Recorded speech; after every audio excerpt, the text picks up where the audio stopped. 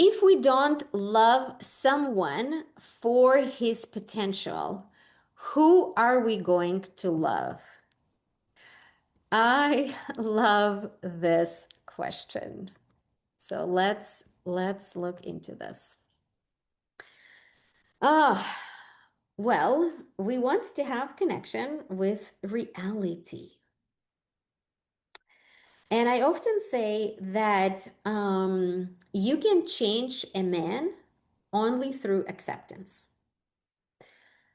What I mean by that is that you see the best in him, but you also motivate him to grow versus enabling him. And if we are in a relationship with potential, and the way we do it by giving excuses, right? Like, oh, he's inconsistent because he's stressed, or he is, aggressive or stonewalling me or shuts down or, has this temper because of, his childhood or his narcissistic mom or whatever. Then in that case, you enable his behavior. You don't create environment for him to grow and to change. And you're not doing any good, neither for him nor for you. Because if his behavior constantly keeps you kind of like hungry and your needs are not being fulfilled, it impacts how you feel. It impacts how you show up. It impacts all the other areas of life because managing this relationship is becoming your full-time job. So you have less energy for anything else. You have less interest for anything else. And more importantly, you're not taking care of yourself. And because if I'm in a relationship with someone's potential, then what it means that all the ways they are not showing up, what happens? I carry that.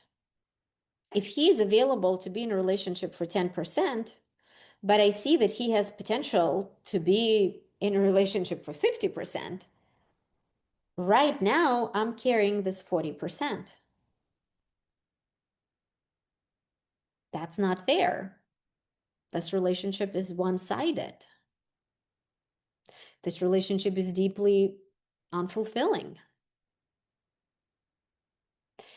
And when we attached to their potential, then there's like a cloud of expectations constantly floating in this relationship. And he might feel that. And that's why we cannot change a man through education, telling him what to do, or criticizing him. That's why we can change through acceptance. And what does that mean is, can I accept him and choose him the way he is today? Can I say that this is enough base for me? Doesn't have to be perfect, but it's enough base. And if it's not enough base, then you are lying to him and you're lying to yourself. Because then you are in a relationship not with him, you're in a relationship with somebody else, which is a fantasy in this case, because it's not a real person. And I also want to name and warn um, in terms of it's great to have standards, but we also don't want our standards to close doors for other people. So it's kind of like, again, also about balance.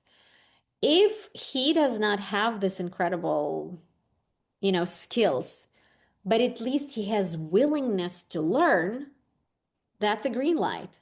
No one's perfect. We all learning this. If you're in a relationship with somebody who is like, love me the way I am, then it's a red flag and a big question mark for you. Because love me the way I am is a manipulation. We can love, I don't know, children the way they are as their parents, But in a relationship, it's a little bit too big of an ask, because why do I have to dedicate my life to being with someone who is not willing to take any accountability and learn anything and actually put any effort to taking a step toward me? It's not about not giving people chance. It's not about not seeing the best in people, but it's being honest with yourself. What it is that I'm seeing, and is what I'm seeing enough for me?